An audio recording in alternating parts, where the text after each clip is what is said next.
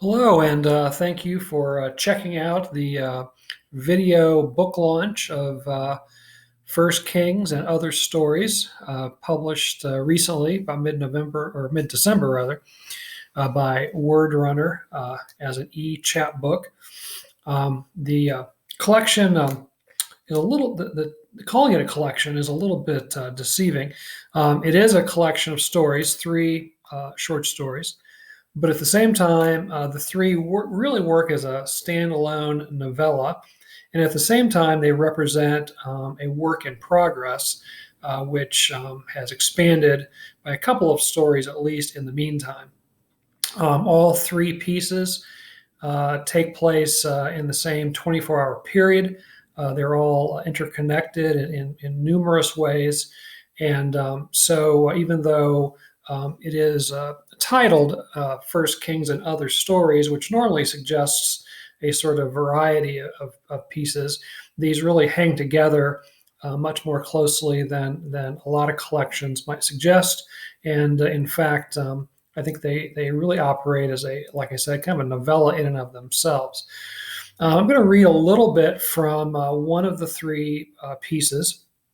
Whenever you have something as short as this, which is again sort of novella length, it's a little bit tricky to do a reading because if you get too carried away, you can end up reading most of the work, and that probably isn't a good idea either. So, like I said, I'm going to read a little bit from one of the three pieces. The three stories in the collection are titled First Kings, Hosea, and the Widow's Son. And the first two pieces, First Kings and Hosea, appeared elsewhere previously. The Widow's Son, though, appearing in this book, is for the first time. And the other two sort of are two sides of the same coin, and they work very closely together. In fact, almost a single unit between the two. The Widow's Son is a little bit different. It definitely is part of the same narrative and is part of the same time period, and it definitely interconnects with the other two stories, and it will interconnect with all of the pieces when the work is eventually done. But it is a little bit different in that it begins with some small sort of vignettes, which are sort of a backstory to the main story, and therefore they don't directly contribute to the overall plot and so on. So I thought it might be good to read these little vignettes that begin The Widow's Son, because it'll give sort of a flavor for what the book is like, without giving too much of the plot away, which I think is important at this point. All right, so again, thank you for tuning in. And here is a little bit from The Widow's Son, which again begins with just some brief vignettes, maybe just a bit of background. The pieces are all set in the year 1907 in a small Midwestern community. And for this particular book, a terrible blizzard has been raging. And so that's sort of in the backdrop and affects everything in the narrative. But in these sort of backstory vignettes, that isn't quite what's going on. So without further ado, from The Widow's Son. Eutychus Michaels undertook the dead with care, and over the years he had become obsessed with their secrets, the closely held details their closed coffins would conceal forever.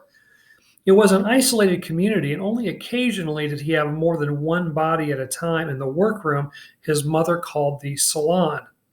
When he did, he hoped the dead would speak to one another in sympathy of their sad situations. At night, he would steal into the dim quarter as quietly as a shade, not lighting a candle, his feet in wool socks. Around him, the scents of his trade, methanol, mineral spirits, camphor, cedar resin, lay leadenly in the cold air. He stood silently for an hour or more, listening in the dark for the voices of the dead, and at times, as cold crept into his bones and sleep seeped into his brain, he would detect a murmuring voice, but it would be the rising wind or a recollected cry in a dawning dream. Disappointed, he would depart the stone-quiet dead to return to his room, lonely and black above the salon. In winter, the dead would be prepared and then stored in the shed, stacked if necessary until spring thaw. Graves would be dug in the soupy ground. The diggers charged extra, and the family was obliged to pay. On frigid, bone-chilling nights, the sky transparent and the stars as large as lighthouse lamps, Eutychus would put his heavy coat over his nightshirt and trudge in his snow-crunching boots to stand at the shed door. He wouldn't bother with a lantern because the icy moon and stars would spread their white light as if daybreak were coming hours early. Surely the skin-splitting cold would cause the dead to cry out. When he was a boy, he fell through the ice and was saved by an older cousin. But he feared the cold would kill him before they could get him warmed by a blazing fire. It was like he had shards of ice in his blood, and his limbs were freezing from the inside out, veins to muscle to skin. The dead must experience a similar sensation on a night frigid enough to freeze starlight, he thought. It must make them murmur for warmth beneath the malevolent, indifferent moon. Once he thought Walter Messmore muttered something inside the shed, his words weak and clotted by the pneumonia that killed him. But it was only the wind echoing among the empty hills. Eutychus, crestfallen, returned to bed to thaw his tingling fingers and toes. Excuse me. When he was a young man and just learning his trade, he loved a girl with golden hair, Margaret O'Brien. Her family was so new to the village, her father's baritone carried a brogue. Eutychus and she would walk by the Peach Creek where it emerged from the woods on Hewitt's farm. Chestnut trees littered the ground, and old man Hewitt didn't object to folks collecting their fill. One day, maybe in the spring, he would muster the courage to ask Margaret's father for her hand. He'd been learning his twin trades, undertaking and cabinet making, and would be able to support a young wife and eventually a child or two. He rehearsed the speech in his head 100 times, but never got the opportunity to recite it because Margaret caught the influenza. It was the winter of '77, and was gone in 5 days. In her final hours, he wasn't allowed to see her, a mere friend. No one knew his intentions toward her except Margaret herself. The worst was yet to come. She was sent to the Michaelses' embalming table, and Eutychus's mother, from whom he was learning the mortuary side of the business, tasked him with preparing Margaret's body for burial. The influenza was keeping them busy, and it was an opportunity for Eutychus to step fully into his role, no longer apprentice. He stood in the salon alone, looking at Margaret's canvas-draped body on the table. The only familiar feature which showed was her flaxen hair, fanned out like an elaborate crown, splendidly refulgent in the lamplight even in death. He rolled back the canvas to her bird-bone clavicle, which appeared frail enough to snap between finger and thumb. Her beloved face was shrunken to an almost skeletal mask. The blue cast of her lips recalled a picture book princess of the sea, a girl with the body of a fish from the waist, but it was only a momentary image because the canvas showed the shape of human legs slightly parted. The narrow opening of her lids revealed irises as green as summertime fields. He recalled Hewitt's field, in fact, where they'd gathered chestnuts only weeks before, and where he'd stolen his first kiss beneath one of the ancient trees. Even Margaret's mask in death touched off a torrent of memories of that very face, apple-cheeked, tilted back in laughter, a carefree peal that echoed among Christmas pines. The recollection filled his heart with the heaviness of stones, one by one walling off the tender emotions so that he could perform his function and do what he must, slice through the delicate skin and stiff muscle to remove the organs and carefully fill the cavity with a mixture of moistened coal dust and ashes before sewing the body closed like an old quilt that has dropped its patterned stitches. First, he snipped a short strand of Margaret's hair and tied a knot in the middle. Then he placed it in a paper packet, which he secured in his shirt pocket beneath the leather apron. Once he began his work in earnest, another keepsake came to mind. The idea was so distracting he nearly cut himself with the cartilage knife. The thought of how he could keep a whole heart without his mother knowing stopped him in his work. He held a lung heavy with fluid in his left hand, and there the heart lay exposed, drained of blood except for a few stubborn drops. The heart he felt sure he had won. He recalled the way Margaret glanced his way when they walked together, and how she laughed at his jokes no matter how clumsy. And he felt again her hand in his as they had sat that summer night beneath the ancient tree everyone called Papa Chestnut. How could he slice out that heart, his heart, and drop it in the organ pail like so much slop for old man Stevenson's hogs? He held Margaret's beautiful heart in his hand. No, he couldn't keep it all, but he took up the number 2 knife used for fine work and carefully sliced a sliver as long as his thumb. Then he set the strip of heart on top of the stove in the corner. He stoked the birch logs inside to raise the flames. The heat would drive out the last bit of moisture. Before his mother came to inspect his handiwork, the strip of heart was dried and curled and resembled parchment more than cardiac organ. He placed it in the packet with Margaret's hair, which truly gleamed like gold in the stovelight. Much later, he pressed the circle of hair and snippet of heart into a locket he secretly wore beneath his shirt. Eutychus never knew his father. From a young age, he learned that asking his mother anything about him was futile. She literally acted as if no query had come from Eutychus's lips, ignoring him so effectively that afterward he would begin to wonder if he had verbalized his question or merely rehearsed it. Eventually, he didn't bother asking at all.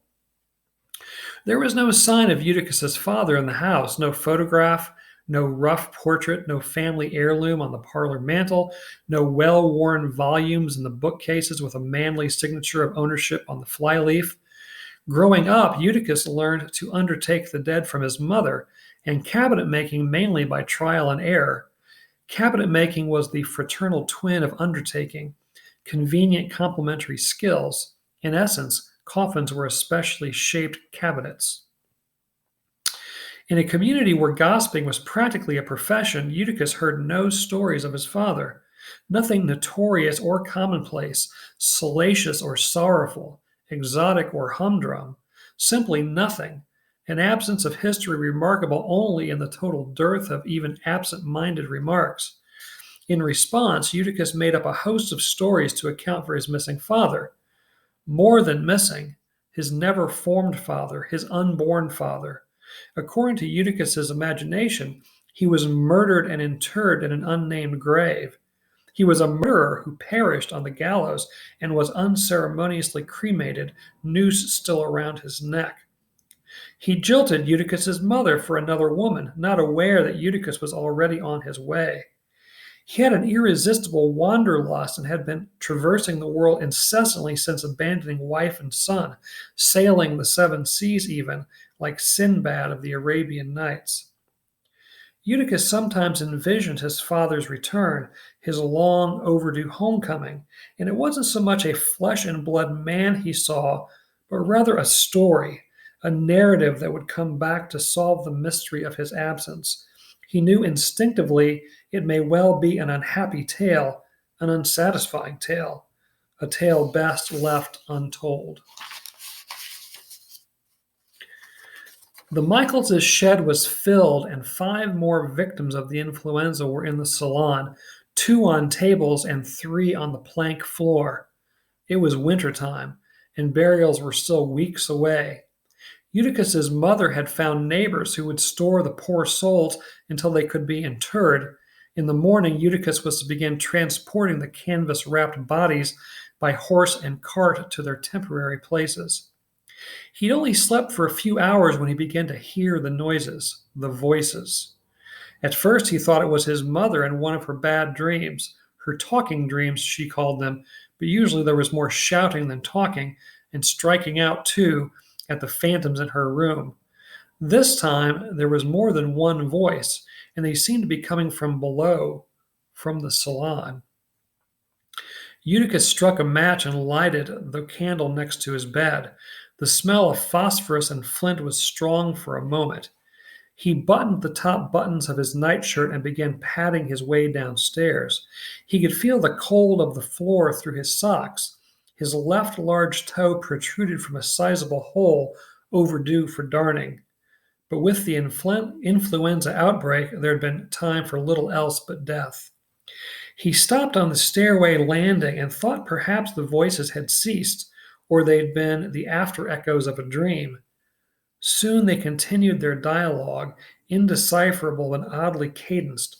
He kept on, careful of his slick socks on the bare boards. Downstairs, along the narrow hall to the door of the salon, which was shut, he put his ear against the door's cold panel. Several voices, including Margaret's, though it was strange in death, affected, he guessed, by her organs having been replaced by ash and dust. He trembled, more from the chilly air than his nerves. After all, he'd grown up among the dead, had played games like hide and seek beneath the table where covered cadavers lay. In some, the dead did not disturb him. Their quiet repose suited his own inward-looking ways. He gripped the icy doorknob and entered the salon, his candle held at head level. It took his eyes a moment to sort out what he saw. 5 cadavers standing upright, still wrapped head to toe in their canvas shrouds, in haphazard order, like bashful strangers at a tea. Even with the weak yellow light, he knew which was Margaret. Her size gave her away, as she was the only teenage girl among the salon's guests. Next to the other dead, she seemed a child, which suggested their love had been silly, melodramatic, she and Eutychus mere children. What did they know of love? The dead were speaking at once, their odd voices an unintelligible muddle, but he felt what they had to say was quite urgent.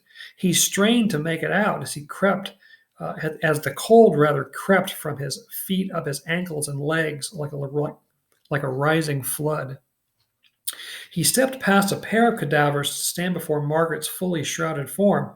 In the candlelight, he could see the subtle movements of the canvas with the workings of their mouth beneath.